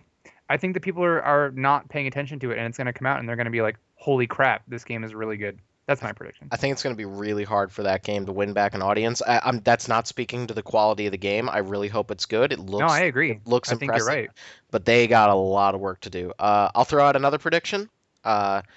When the new consoles are announced, a lot of games that you think are coming out on PS3 and Xbox 360 are actually coming out on those consoles. So Dragon Age 3, I'm looking at you. Cyberpunk, whoo, that was a good trailer. Cyberpunk, I'm looking at you. Watch Dogs, no, it's not an RPG, but I'm looking at you. I see a lot of games that last year at E3, you had a lot of cagey discussion about, oh, what console is it on? Yeah, they're actually next gen console games. I wouldn't be surprised. I wonder if we're going to see anything at E3 this year about new consoles. Maybe just like a demo or because the Agnes philosophy thing last year blew me away, and I'd really like to see some more stuff of that nature. I think at we're this gonna year's get E3. I think we're gonna get the console announcements. I don't know if they're gonna make it for the fall. I don't know if they're gonna make it for the Oh, holiday I season. highly doubt anything's going to be out this year. I just want to know if they're going to announce it officially. I think think so. they're going to announce it, but like everybody's already all the other gaming podcasts I listen to, people are talking about launch games for the holiday season. I'm like, I don't know. Y'all remember like the PlayStation 3 was announced and it was another year and a half before we got any games for it. Like before the damn thing was released in America. I I don't know if we're going to see that. I think Microsoft might be able to get their console out in due time. I mean, they kind of did a stealth launch of the 360. I mean, they announced it and then brought it out fairly quickly. But I don't know if we're going to see that again this year. I don't know if they can wait until E3 to announce these consoles and then have them come out by December. I don't see that happening. I mean, it took Nintendo how long to get the Wii U out after launch? A year and a half. I don't know. I don't know. Yeah, that is how long it took. I really do not expect to see any new consoles out this year. I think it's kind of ridiculous to think that they would. I But think it's I getting was more ridiculous by the week.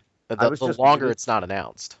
I was just muted and trying to talk to you guys. I actually disagree with you both. I think we'll see both of them at E3, and I think they'll both be out by, if not the end of the year, before the end of the first quarter of next year. I And think I actually have to disagree with Rob too. I think Sony will get theirs out first because the Xbox 360, if you want to talk about who won the generation, they got a commanding lead by coming out first, period. You can say whatever you want about red rings or bad design or broken consoles. It doesn't matter. 360 was a huge success, and a lot of that was because it came out first. there were two factors to the 360 being huge. One was the year head start. That was absolutely huge. They killed the Xbox and they put all their chips into Xbox 360. It was a good, smart decision.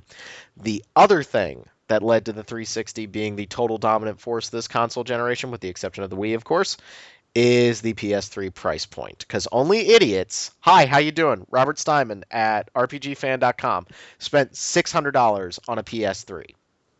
I spent was a- 500, but I got it when Metal Gear 4 came out. I was a moron and spent that much money on that thing, and I will freely admit it, but that price point hurt the PlayStation 3 just as much as the 360 coming out early.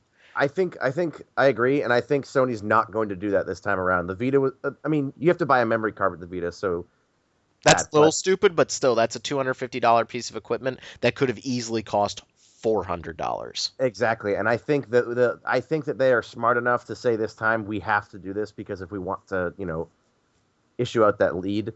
But I think we'll see both consoles probably even playable at E3.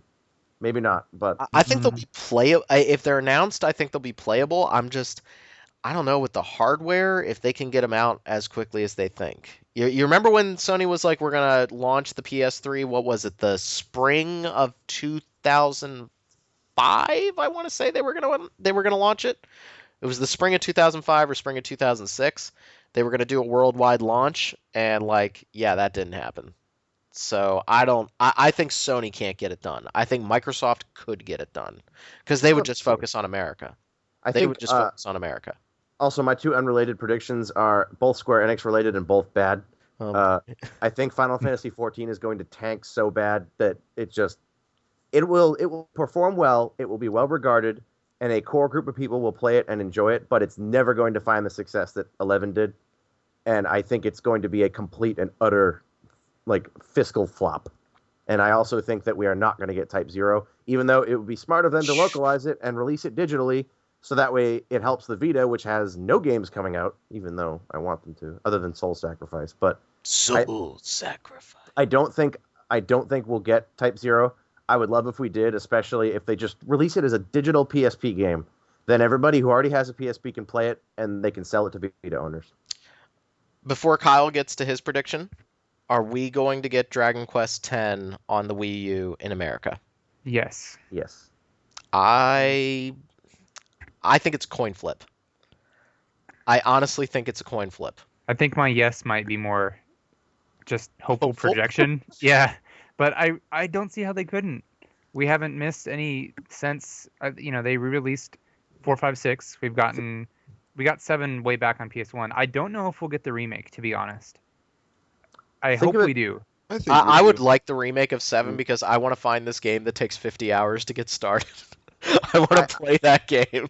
I look at it this way: we haven't not gotten a Square Enix MMO ever, other than Fantasy Earth, which they sold to somebody else.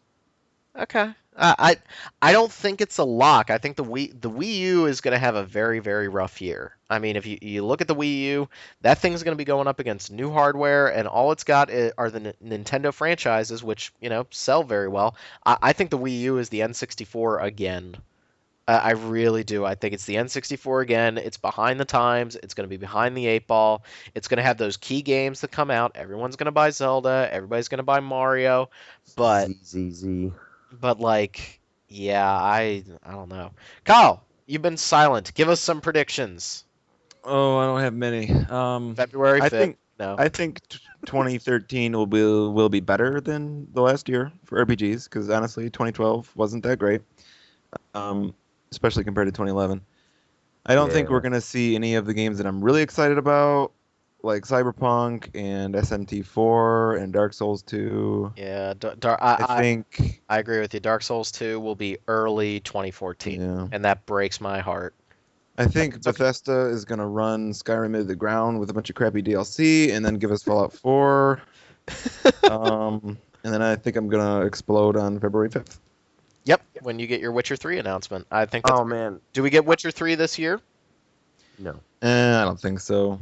I'd say early. I'd say maybe spring of 2014. Yeah. I'd say spring of 2014. It kind of depends. Like I think we'll see a lot when they announce it. If the trailer is mostly in-game footage, and if it looks like Witcher 2, I know that that's a lot of ifs, but I think that it'll come out sooner than we expect. If it's a similar engine to Witcher 2, if they're just taking the red engine and making it look a little bit better and then making more content, I think it could come out sooner than we expect. But I don't know. want to I rush don't know that they would do that. Like, it just doesn't strike me that they would want to just iterate on The Witcher. I feel like they'd want to go from the ground up, because CD Projekt Red doesn't. They don't have that EA Activision mindset of, well, we got to get a game in our franchise out every year. They can care less to get a game out. I agree with you. I think the only thing that worries me is when they see how much money like Mass Effect 3 makes, which is an iterative game over Mass Effect 2. I don't know anything about CD Projekt doing that, and I really trust those guys. My thoughts on Witcher 2 notwithstanding, I don't think it's a perfect game. I don't like it as much as Kyle, but those guys are awesome. And I'm ready to play what those guys make, because for all the bugs I had with Witcher 2, I still really liked that game. Yeah, I agree. I loved it too, and I think they're great. And I think their comments have shown that they are not going to take the, hey, Skyrim sold a lot, and so did Mass Effect. Let's throw in some shooter elements in an open world. No. I don't. They won't do that. I mean, I'll kill you. Like, they will not do that. And I suppose it's possible that The Witcher 3 could look like The Witcher 2, but I would be very surprised if it wasn't a significant jump forward, because that's the kind of developers they are. I mean, even if it does look the same, Witcher 2 looks amazing. So Yeah, it does. Yeah, it still looks really good. I can't wait for the 8000 series ATI cards to come out, because I'm picking up an 8870 when it does, and I can't wait to play Witcher 2 at 60 frames. I can get like 45 on my computer right now, which is still good. Wonderful at 60. I know. Okay, so I think maybe I'll make the last prediction, and it's one that breaks my heart, and we open the show talking about Ni no Kuni and having laughs with it. Ni no Kuni will be extremely highly reviewed, extremely highly regarded. You're going to read in a lot of reviews that it is the second coming of the 16-bit RPG, and nobody's gonna buy it. That's the story with all PS3 exclusives, and I agree. I know, and that sucks. That really sucks. I played that demo. I really liked what I played. This is the game that I was complaining about no open world in Final Fantasy 13. I was complaining about a really not fun battle system, at least not something that I find fun. I know other people like it. Ni no Kuni is everything I want, and it's really gonna piss me off when that game doesn't sell. That's really I'm gonna be mad. I'm warning you right now. I'm gonna be mad because I'm sick and tired of people reading about. I'm sick and tired of reading about how people don't like Final Fantasy 13, and then they're not going to buy something like Ni no Kuni or even the Tales games. Like, Yeah, I agree. It's like in a completely unpleasable market, and it's really aggravating. it frustrates me that, again, I don't want to lambast an entire segment of an audience, but I feel like, you get a lot of Xbox 360 exclusives that are like very marketable shooters and, action style games, which, by all means, I'm happy those games do well, but I feel like it's like people will buy those kind of games over and over again, but they won't take a chance on something that, at least in my opinion, and, disagree if you want, that is legitimately more creative. and I just love the art style of that game. And with every brown shooter, as Steven's talking about, with every brown, gray, dull-looking military shooter coming out, and then you have something that looks as distinct as Ni no Kuni, I just hope that it finds an audience. I really do. I got my $100 Wizards edition coming in 2 weeks. Wizards Edition. Me too. Yes, Me too. I got a Wizards edition. So I need to get Tales So of Grace's cool. F first, so. all right, I we gotta seriously can't wait end for this. that book. We gotta end this podcast because I have students knocking at my door. So Okay, Chains of Satanav, Cognition are games I played as well this year. They were good. Steven, end the podcast. Tell people what to do if they want to talk to us. If they want to talk to us, they need to email us at podcast@rpgfan.com or any of us directly. And please do, or they should go to iTunes and review us, which you should definitely do, and pick 5 stars. It's been great having you, Steven. Yes, you as Even though well. you're always here. Kyle, meh, It's been great I'm just having kidding. Kyle and Derek. Yeah, it has been really and nice Rob, having as Kyle always. today. Well, Rob's whatever. He's always here, but I'm it's back. been really nice having Kyle today. No, it's not that nice. It's okay. pretty nice. Well, we thank you guys for joining us as always. Keep listening, keep subscribing, keep rating us, and send us questions if you ever have any. We love to see those, and we will definitely answer them because we don't get enough. So It's true. Thank you, everybody. Did you tell them to rate us on iTunes? yes, I did. enough plugging. Well done, Derek. Well done. You Oh, have. Steven did it. Oh. I just did a little thing. Well, I don't like to congratulate. Thank you guys. All right. Thanks a lot. Talk to you all later.